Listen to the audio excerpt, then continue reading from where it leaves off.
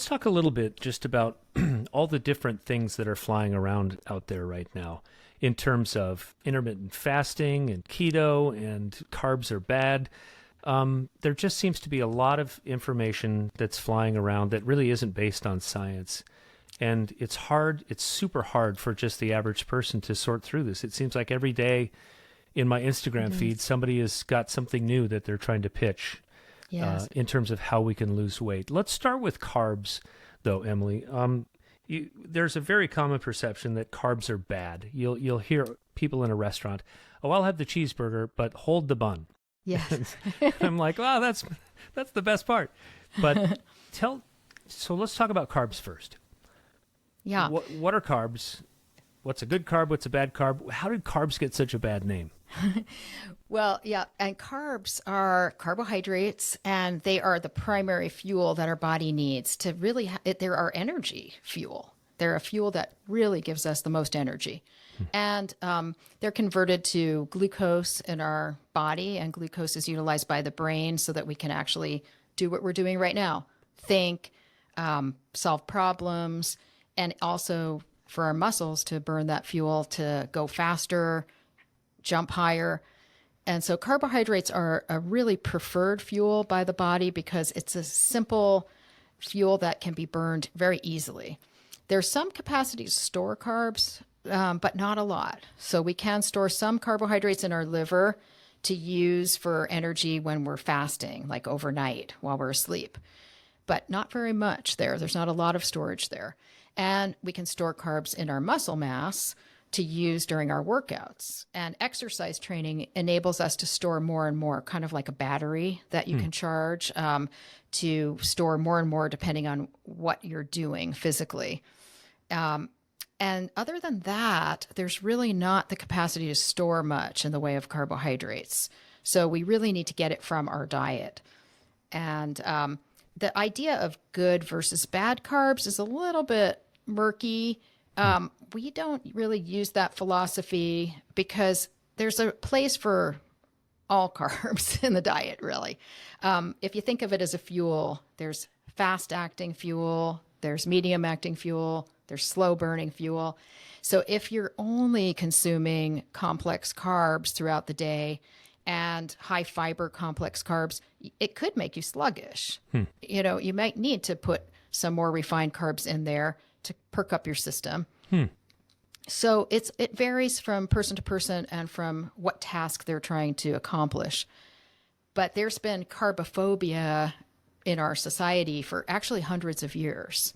So it goes back to the 1700s when the low-starch diets first became popular, as far as I could see, although it may have gone back further. That's as far as I could reliably trace it through the scientific literature. But that's crazy. Yeah. Hundreds of years. It's kind of like fashion, you know. What comes around goes around. Yes. But so you can unequivocally say that carbs are not bad. They're absolutely necessary for good health. Absolutely, absolutely. I mean, whole grains are in the carbohydrate family, and whole grains help prevent cancer, heart disease, obesity, diabetes. So these are foods that are rich in nutrients and really important for us. Let's talk about fasting.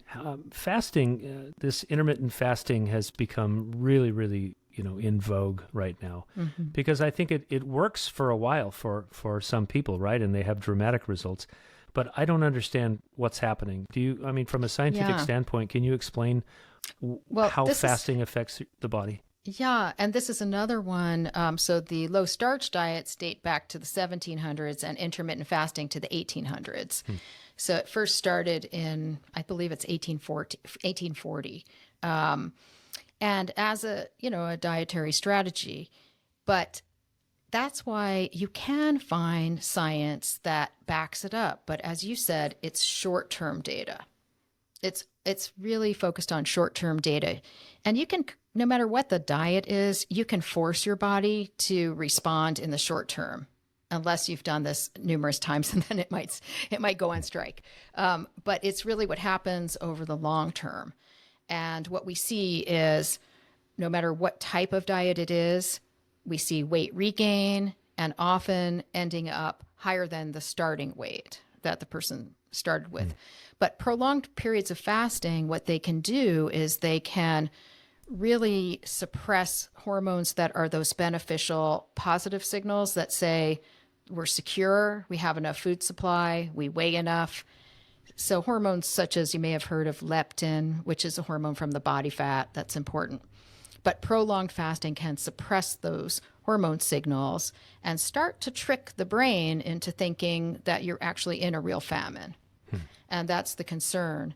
And at the same time, that prolonged fasting can jack up other negative signals. We may have heard of ghrelin, which is a hormone from the stomach, nicknamed the hunger hormone. But it's a hormone that tells the body and the brain that we're too hungry, we're too hungry. And even if you don't feel hungry, those chemical signals are happening. So once the brain starts to catch on to this, then it goes into its mode of protecting you from famine. And so it sends these signals back that really impair your energy expenditure rates, your metabolic rate, to slow it down. And at the same time, it can actually really increase your appetite and suppress your sense of fullness as well once it starts to fight back.